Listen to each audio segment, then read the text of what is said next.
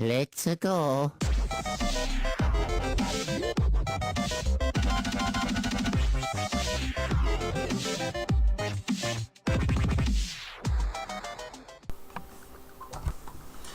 Yo, what's going on, guys? My fellow bronies and yeah, pretty much my fellow bronies, men or women. We are back, motherfuckers. It is finally that goddamn time. Once again, we are back with another dose of a ride of season 6, and this is the second part, which we just started with episode 13 of My Little Pony Friendship is Magic season 6.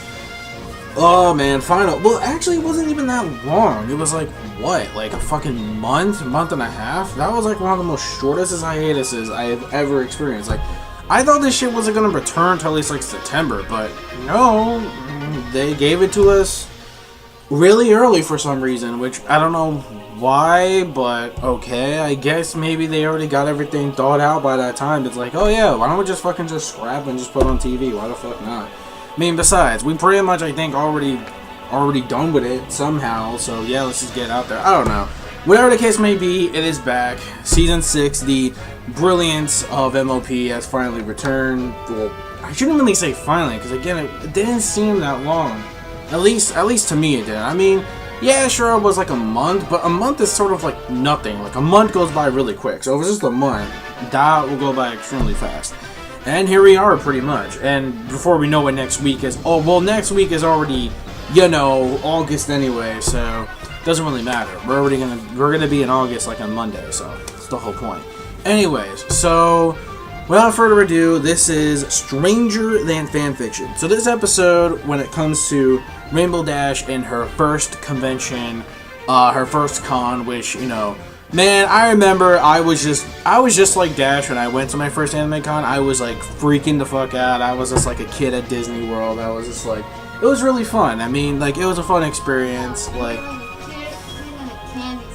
that or Disney, but mainly both. Well, okay, maybe both. But still, though, I mean, either way, you know, I still had a lot of fun. I mean, I remember my first con experience, and I felt the same way as Dash, even though not too incredibly psyched, because don't forget, she did relive the Daring Do experience, the actual real experience before all this. But mainly, though, she was very happy, she was excited. Unfortunately, Twilight was going to go with her, but she had some opening ceremony thing for fucking, what was it, Griffinstone, I think it was. I think it was something she had to do. Like, it was something for, like, her and Celestia. They had to do something. It's some kind of treaty thing. I forget. I think this is canon back from season 5, where we had the Griffins, you know, finally forming this new League of Friendship, because back then they were, you know, a bunch of greedy assholes. But now maybe they're starting to get better with, you know, actually getting along with each other. Well,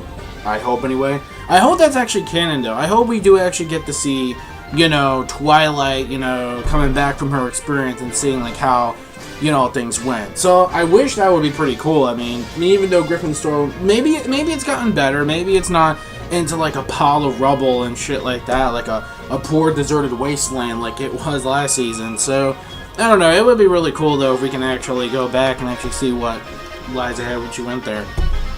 Anyways, this isn't about her, though. It's about Rainbow Dash. So, I mean, it would have been cool, though. I wouldn't mind if it was a Rainbow Dash and a Twilight episode, like a tag team. That would have been so cool. Just to see them both geeking the fuck out would be like the most funniest thing ever. But of course, we didn't get that, which is unfortunate. But it is what it is. Here we get someone. We actually get this like fan pony named. Oh, what the fuck is his name? I don't remember now.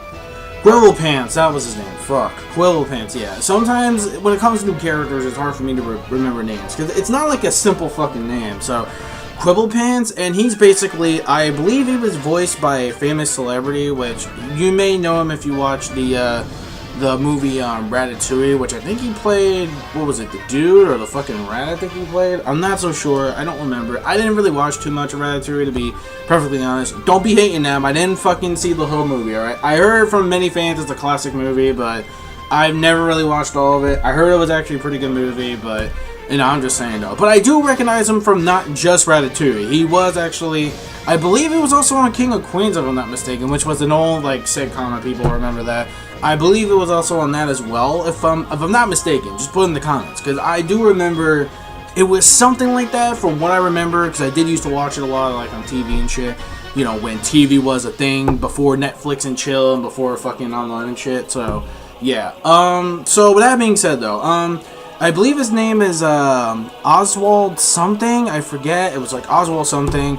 From what I remember. But anyways, when it comes to him, though, when it comes to Quivel Pants, I mean, at first, he just sounded like a fanboy who was like, oh, well, I don't agree with your opinion kind of fanboy. You know, like those asshole-ish kind of fanboys where just basically just don't agree with your opinion because, you know, my opinion's better than yours, so, you know, fuck off. Like, you know, we've seen these kind of people, not just in cons, but online and forums and chats and shit like that. So, we pretty much deal with this shit on a daily basis, so it's pretty damn obvious.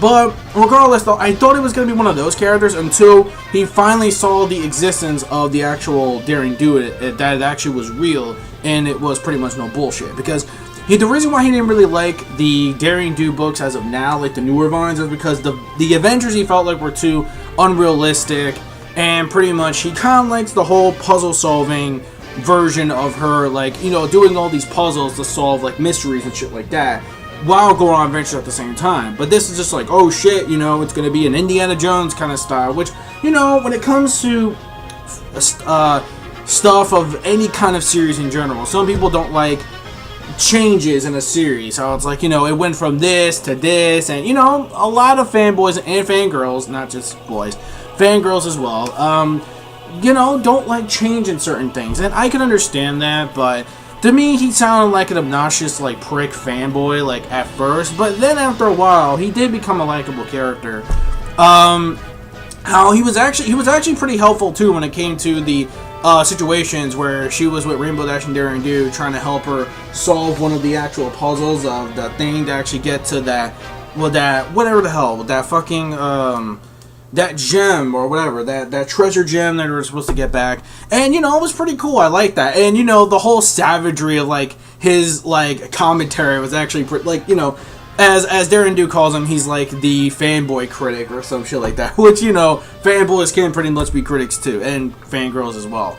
So it was actually pretty funny, though, seeing like Daring Do, you know, just call him out for that. And his savagery of commentaries, though, were just like, oh my god, dude, like, shit, stop, it's too real. But yeah, like, I get it though, like, you know, again, but the adventure stuff was actually really cool. It's, you know, it's the Daring Do adventure that, you know, that we come to experience. It was great to see Daring Do back, which was actually really freaking cool. I was actually glad to see her return, and, you know, just still going on those adventures, like, but it's so weird, like, every time I imagine like, you know, how Daring Do is always going on adventures and shit, I'm just wondering, does Celestia know about this shit? Does she know that there's another, like, you know, other villains out there besides your thousands of years ago fucking villains that come back from the dead or some shit? Like, does she know there's a fucking other person that's getting all these ancient treasures that can possibly destroy the entire fucking Equestria? So it's like, yeah, I'm wondering if any of the princesses know about this shit, because it's like, it's weird. Like, you think you would know this, but no, it's like, okay, maybe they don't know it exists. Maybe they're just like Quivel Pants. Maybe Celestia or Luna, Cadence, they don't fucking know. Maybe they don't know that it exists either. Maybe they think it's all just make-believe and fairy tale, even though you live in a fucking fantasy goddamn world full of talking Technicolor ponies. So I don't see any difference there. But regardless, though, the adventure stuff, you know, was pretty cool. It was pretty fun. I liked the whole Indiana Jones reference as well. Well, you know, they were going, like, across the waterboard, and then, like, you know, we see, like, Daring Do Rainbow Dash, like, bring him over to the fucking crocodile. That shit was actually pretty cool. It was actually pretty funny, too, how he was, like, just geeking out, like, how cool that was. Also, we saw, oh, God, the Mafia guy. I forget the fuck his name. Whatever the fuck his name is, I forget. The dude that we saw from 2 seasons ago, that, you know, where Rainbow Dash, like, first encountered.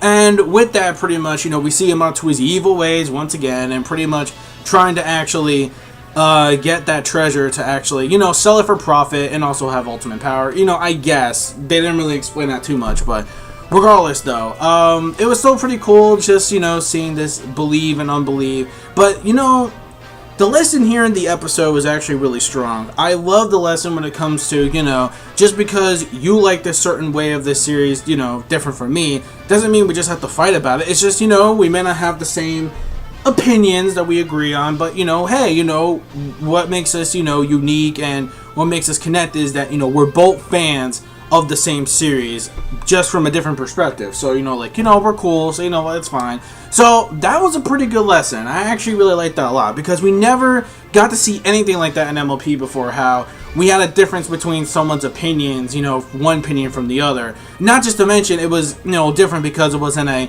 convention setting, which, speaking of the convention setting, I like how it has, like, you know, your typical, you know, souvenirs that you can actually buy that you can't buy anywhere else at cons. You know, you got the fan art stuff, you even got body pillows. What the hell, dude? Are you trying to convey to something? Are you trying to convey fucking anime fans? Like, are you goddamn kidding me? Like, we have fucking body pillows, dude. Like, I don't know if I find that, like, offensive to that, or I just find it, like, weird that they would add that, because the kind of the kind of body pillows, man, that they would actually make is not something kids would actually fucking want to sleep with. Let's just put it that way. But regardless, though, that was pretty odd and weird how they make body pillows fucking canon. Like, oh my god, I can only imagine every pony just fucking buying that shit and just having a good time. Oh my god, no, stop. But anyways, I did like, though, how they had, I think they had plushies as well. There were plushies there, and I think they had, oh, I did like the return of a cameo, and it's not from a pony. It's a goddamn drawing. If you remember last year's episode, Scare Master, where they had the anime drawn characters that Fluttershy had in her fucking house and shit, yeah, the Rama pony comes back. Yeah, I saw the Rama pony picture. I'm like, oh, okay.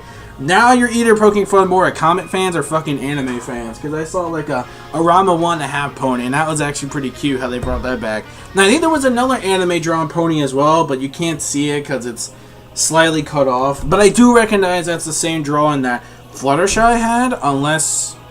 No, there's no way Fluttershy would be at this convention as well. It's the wrong kind of convention for her. I think she would have to go more with the otakus some other time at a con or something. But hey, you never know. Hey, if they could make this shit canon, I want them to make a fucking anime con canon. That'll be the best episode for me. But regardless, though, I had a lot of fun. I think the episode was funny. The faces, though, were actually really funny too. Like Rainbow Dash still fangirling, going to the fucking con, of course, which was funny.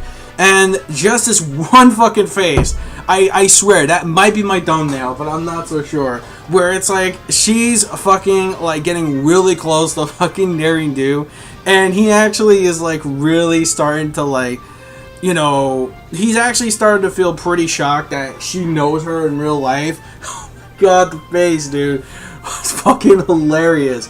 Like, that looks like the way that it looks, though, like the way she puts her hand on her fucking shoulder, looks like, I swear to god, it's either drunk or that's the I want to have sex with her face. Like, honestly, like, you know, it's like, oh no, we're more than just friends, if you know what I mean. Wink wink, nudge nudge. But now I don't know. Do we want to ship fucking Daring Do or fucking Quill Pants? Because I'm confused on which one to ship now. Because I want to sort of ship those two together, because it's like they're both nerds and geeks in their own way, which is cool. And then Daring Do, of course, her fucking idol, which she gets probably freaking wet for every night. Just saying. I know it sounds, you know, wet, but still. Regardless, though, yeah, it was a pretty great episode. I enjoyed it for what it is. I think my only complaint about the episode was the fact that it seemed too convenient. Like, I think the whole Rainbow Dash and fucking Quill Pants getting kidnapped, you know. Oh, hold on.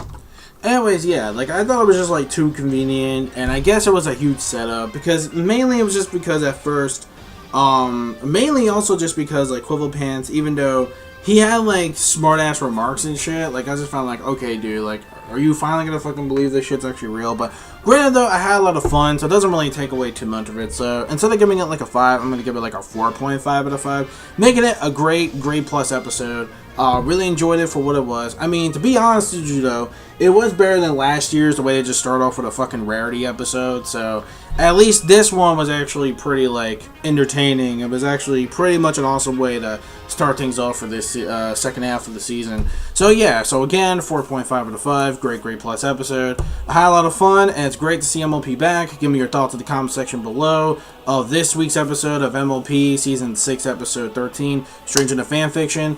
And yeah, that's pretty much it. So we're back, and I will see you guys next weekend for episode 14, which I believe it's the Mario Kart one episode I was talking about, like the kart racing episode, the ponies before the carts, I think it's called.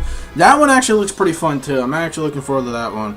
So yeah, I'll catch you guys there, but until then, this is the Ninja Reviewer saying peace, soul, love, chicken grease, and the sky's the limit. Anime manga fans, keep supporting what you read and what you watch, and bronies, broho, brony on. And yes, wasn't the longest hiatus, but hey, whatever. I'm just so glad to see it back so soon. So yeah, until we meet again next weekend, guys.